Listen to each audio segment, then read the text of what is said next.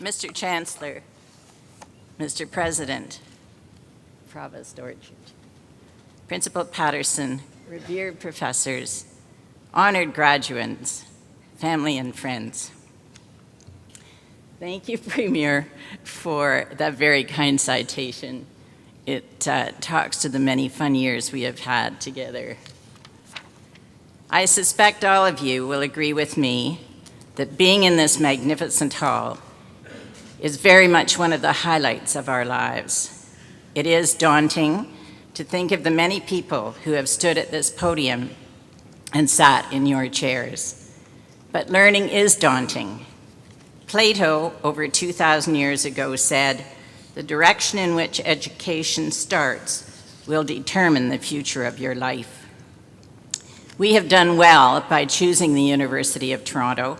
As President Naylor said in Framework Towards 2030, this is not only one of the world's leading publicly assisted universities, but one of the world's best research-intensive universities, rivaling both the great private universities of the United States and the ancient public universities of Britain. U of T is the preeminent university in Canada. You, as students, are envied across the world. You will begin tomorrow to expand on the great opportunity you have been given and to strive for a successful, but most importantly, fulfilling life. Trinity's Malcolm Gladwell writes in his book, The Outliers, that people do not rise from nothing. We are in part our parentage and our patronage. The legacies passed down by our forebears shape the patterns of our achievements in ways that cannot begin to be imagined. There are many things in life that are outside everyday experience, where normal rules do not apply, where some kind of unusual opportunity rather than talent has led to an extraordinary achievement. But my thesis today for a fulfilling life is based on the research of two American psychologists, Christopher Peterson and Angela Duckworth. There are 7 characteristics, in addition to intelligence, that they claim and I believe lead to success and fulfillment. They are grit, self-control, zest, social intelligence, gratitude, optimism, and curiosity. Let me expand briefly. Grit. You've all just come through an especially grueling time of final exams and papers, and you are no doubt tired of books, experiments, and studying. I still have failed exam nightmares, but with great respect, your education and hard work have just begun. Perseverance will be part of your future. No one can succeed without hard work and an unswerving, conscientious dedication to achieve. I will not dwell on this today. Safe to say that for your fulfillment, I am not suggesting the ferocious, unvarnished obsession of Stephen Jobs, though we admire his success at Apple, but rather the grit exhibited by Nelson Mandela, of whom the head of the South African Bank once said to me that because of Mandela's great courage and resolve, you could never deny him any request. Self-control is second. Ralph Waldo Emerson wrote, "What lies behind you and what lies in front of you pales in comparison to what lies inside you." There are those who believe that you can never have too much self-control. Certainly, when one talks of integrity or humility, loyalty, willpower, or self-discipline, I agree, but not to the point of solipsism. I have had the pleasure of sitting on several search committees for the university and for Sunnybrook. Invariably, the stated qualities desired in a candidate are fair and open-minded, with proven interpersonal and collaborative decision-making skills. All require self-control. Third is zest. This term suggests to me that you must be highly motivated and innovative in your endeavors. You live in a boundless community of promise. So experiment, step outside your comfort zone, and take risks in an intelligent way, understand those risks, even the risk of failure can be a crucial step in the road to success. It was said by the Nobel scientist who discovered vitamin C that discovery consists of seeing what others have seen and thinking what nobody has thought. Chancellor Emeritus David Peterson, in his inaugural address, talked of the need of passion in what you do in life. And indeed, no person can claim to be successful without a sense of passionate commitment. Have a goal that you feel passionately about. Jean Vanier, a man who does extraordinary work with those intellectually less fortunate, says his community teaches one to celebrate life and have fun.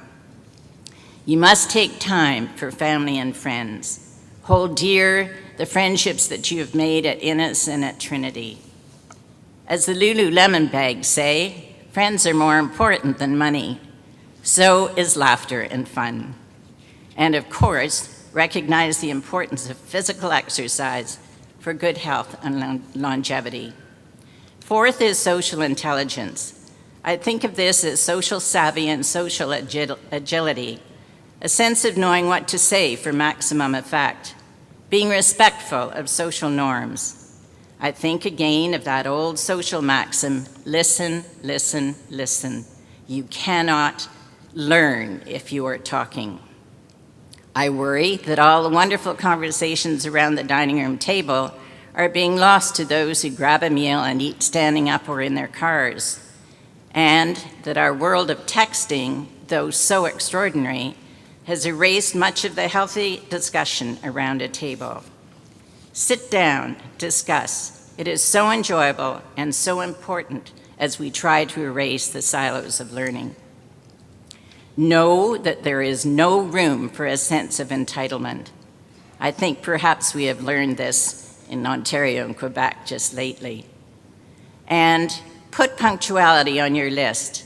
As I was taught, when you are late, you are sending the message that the other persons are less important than you are, not a message for success.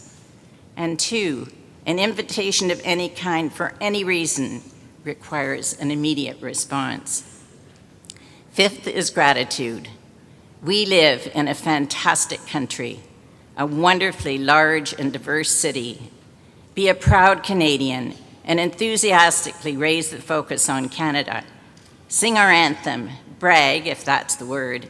Let people know that you are proud of this free and peaceful land. Give back to the community that has given so much to you. I have volunteered all my life in various aspects of our city, and I know many of you have also. Continue, please. Involve yourself with any of the many social service agencies, arts organizations, hospitals, or here on campus. You will learn so much and make a difference.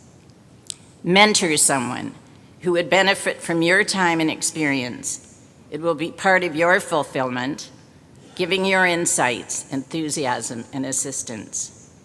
And I cannot be a part of the Boundless campaign without urging you to remember your alma mater. It is so important to keep it strong as it has been for you. Donate money when you can. We need to look after the generations to come. And of course, never forget to say thank you for any kindness shown to you. The gratitude will come back to you many times over. I wish I had more time today to thank all the people, family, and friends who have helped me over the years. Sixth is optimism. Your optimism must be at its height today. Living in this extraordinary country with your U of T degree will stand you in good stead. But life is the rough and the smooth. Einstein said, "In the middle of difficulty lies opportunity." Remember this with any disparagement. Be open-minded and seek input to your vision. Network and consult your peers. Rudyard Kipling's poem, If, is perhaps one that you should keep on your desk, as Pierre Trudeau did. And finally, curiosity. Our world is vast and complicated. You need to understand it. Read voraciously. There are so many excellent university publications and more. But beyond reading and further education, I urge you to travel. There are so many extraordinary countries whose cultures and customs you need to feel and appreciate. Start by teaching English, as good friends of mine have recently done, in less fortunate countries than ours, India, Morocco, Middle East, Africa. Agencies like Cross Cultural Solutions will help you do this. We fortunately traveled 2 years ago, September, to Egypt, Jordan, and Syria. These countries form the cradle of civilization. It is so tragic to all of us to sense the losses for the people of Syria particularly. Palmyra, a desert oasis which was a major caravan stop before Plato's time, is so spectacular. The old town of Damascus had a vibrant buzz of young people late into the night. Aleppo, with its magnificent souk and mosque, will never be erased from our memories.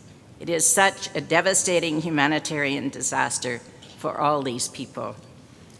Countries go through transitions and transformations so quickly. Travel while you can.